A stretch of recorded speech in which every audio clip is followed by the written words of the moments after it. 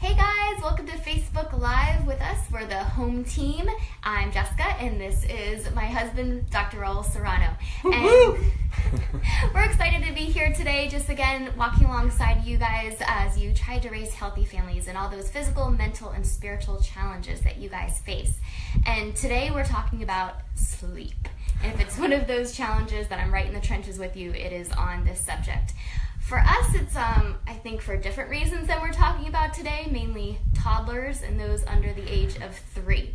So if you're a mom out there struggling with sleep, I'm really excited because we're going to give you some just great ideas today to help you guys out. Now, one of the things... And these are tips that you can use for your kids as well. You'll be able to take these not only for yourself, but to start helping your kids try to get on a better sleeping pattern if they're not as well. So. Yeah, and there's tons of books about sleep out there. There's actually one over there on my nightstand.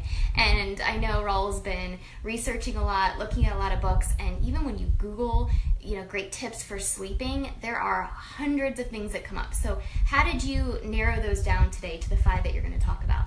Yeah, when it comes to sleeping, like my wife just said, there's hundreds of things out there, but there's different categories or different ways you can look at sleeping. You can look at sleeping from a perspective of, we're in our bed. I don't know if you guys noticed, we are in our bedroom, and we're going to talk about that. But it could be positions, right? Positions that you're sleeping in. So that's a mechanical thing. It can be looked at from a timing perspective. There's a lot of different ways you can look at sleep. I wanted to share with you guys from a hormone perspective. How do you get your hormones in a better balance so that you sleep better? So it doesn't become a hormonal issue. It could be something else that for reasons you're not sleeping, like toddlers in your bed or kids crying at night. That's a different reason for not sleeping than you not being able to sleep because of your hormones. There's a lot of different hormones that are involved, but 2 main ones is cortisol, which is our stress hormone, and melatonin, which is one of your sleep hormones. And melatonin, cortisol and melatonin are kind of work with each other, right? During the day, cortisol goes up for certain reasons, certain stresses. But what should happen at night is that as you sleep, melatonin starts to go up, and as the melatonin goes up, cortisol starts to come down. So this is why so many people are actually taking melatonin, like as a supplement. Exactly, they take it as a supplement, but that's not the answer. That's still an outside-in approach. Now that might help in the short term, but long term they want to be getting to the root causes of things. We're always about getting to the cause. Why is it that you're having melatonin issues? So what's our first tip for everybody out there? Tip number 1. So there's 5 tips today. One of them is kind of a multi-step, but 5 tips and a bonus, I guess. And if you're looking at this right now, please share this one. I already know about 5 moms that I like to share this with, some people that are struggling. So this is a great time to share or so people can get better sleep out there. So what's that first one? Yes. 5 tips. Number 1 is blacking out the room. At night, they did a study, and the study was it's in one of the books I read. It was Lights Out. The book was called. But in that book, they had 2 groups, right? And in 2 of the groups, it was pitch black, the room where they were sleeping in for the study. And in one room, they took a little light and they put it on people's ankles, like a little teeny light, and they put it on their ankles. And then they would measure their blood work to see what would happen throughout the night. And the one that had the little bit of light on their ankle, their melatonin production decreased dramatically. I think it was like a 30% less melatonin than the other group, than the group that didn't have a light. So both were blacked out, the rooms, right, but one had a little bit of light. And that happens because our skin is photosensitive. If we go out into the sun, we can make vitamins and hormones out of the sun. We're photogenic. We take that photosensitive. We take that. She's very humble, I tell you. Now, so we're photosensitive. Our skins are really attracted or sensitive to light. So how does this work out in your room? We don't have. I don't know if you can't really see around here, but we don't have any of the alarm clocks with the numbers on them. We don't have a TV with a little green light that's on, or the red light that's standby. We try to have absolutely as least amount or no lights at all in our room. So I'm the one that, if the thermostat is there, I use a piece of black tape to cover up whatever red dots. Yeah. And especially for our kids, the big thing with blacking out that we do is we get the blackout shades. So a lot of you might have those white shades that go behind your curtains. We have those all in the kids' rooms. And another thing on that blacking out the room, like this is huge, because if you could get that melatonin, remember it's a 30% difference in somebody who had just a little bit of light on their ankle compared to another group. So every piece of light that you can black out, you black out. So lay in your room, close your eyes for 15 minutes, open them up, and look around and see how bright it actually is. Same thing in your kids' room. And when it comes to night lights. Yes, night lights. Gonna need to unplug those suckers once the kids fall asleep. And that's the big thing. It's okay if they needed to go to sleep, because I understand there's some attachments here. We have one that lights his Batman light on. Okay, once he falls asleep, we try to remember to go in there and unplug it, because we know he's gonna get better sleep. So that's number one. What's number two? Number two. So we have blackout. Number two is screen time. Screen time is the second tip, and a lot of you might not like us for this one, but anytime you're on any type of screen, these screens, just like the one we're on right now, these are they are detrimental to your melatonin and cortisol levels. Cortisol rises through the roof because when you're on one of these, it emits this blue light that you can't really see. But that blue light, it's telling your brain that it's daytime. It's telling your brain, hey, we're still during the day. And when you're doing that, what's happening is that it's starting to release hormones that literally damper down the melatonin production. So all of you that are watching this at 8 o'clock, 9 o'clock at night, 10 o'clock, it's time to put it away. So okay. How many minutes did you say before we go to sleep? 90 minutes would be kind of the like you set an alarm. 90 minutes prior to your bedtime, and you say, there's no screens. What in the world should we do if we're not looking at social media? Yeah, I get that a lot. Well, what do I do then? You read. Or you talk to your spouse. Like you read an actual book, not like Kindle reading.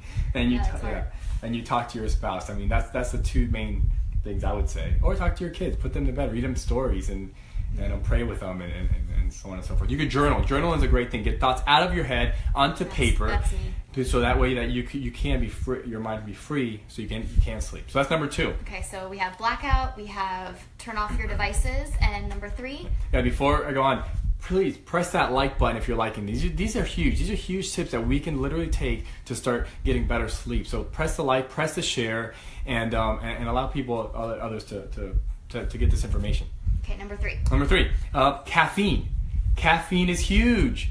Caffeine, whether we like coffee or not, or whether we don't want to stop drinking coffee, I get it. I like coffee. I love coffee. Chocolate caffeine. Oh, it's even better. But caffeine is detrimental to your sleeping pattern, to your circadian rhythm. So the rule would be that you cut caffeine at a certain time. 2 p.m. is probably the latest you should be having caffeine if you want to start rebalancing your hormones and getting that good circadian rhythm back in alignment. So 2 p.m. for caffeine.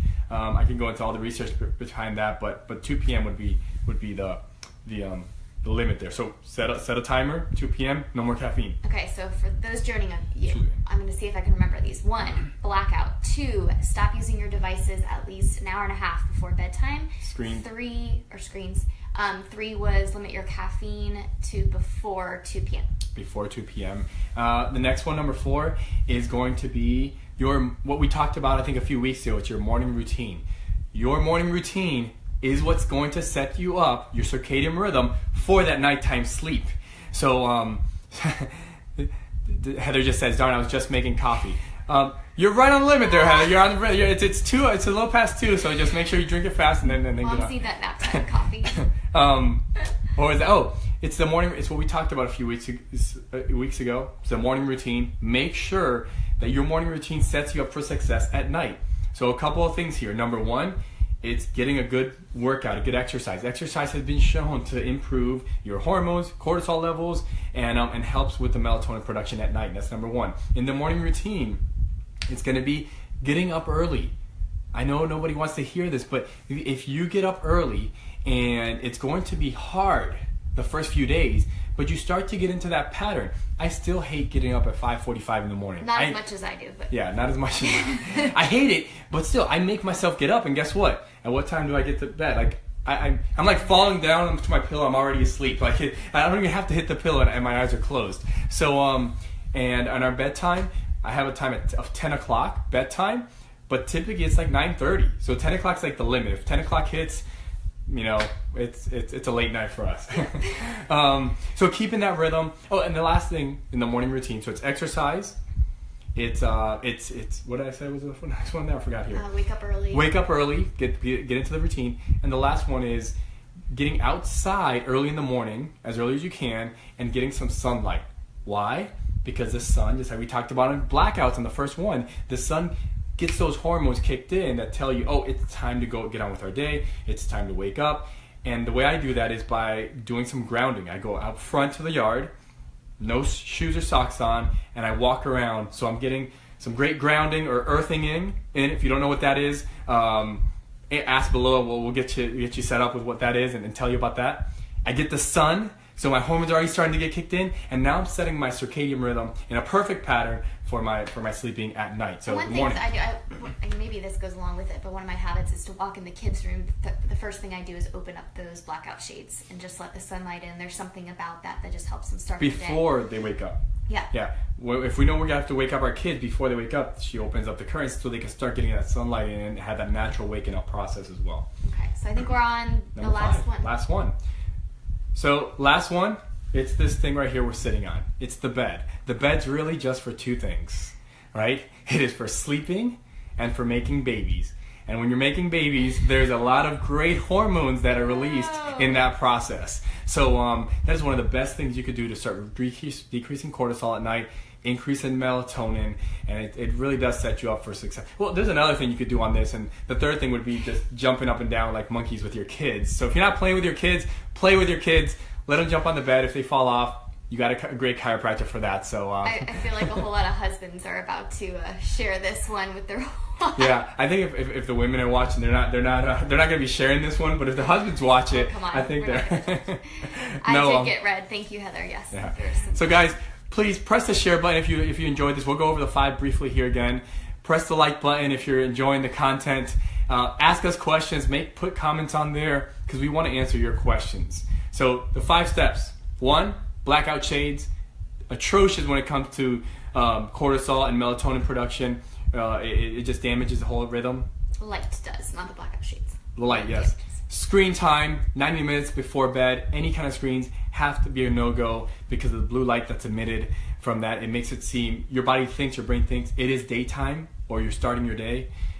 Caffeine, 2 p.m. would be the latest I would take caffeine or drink caffeine.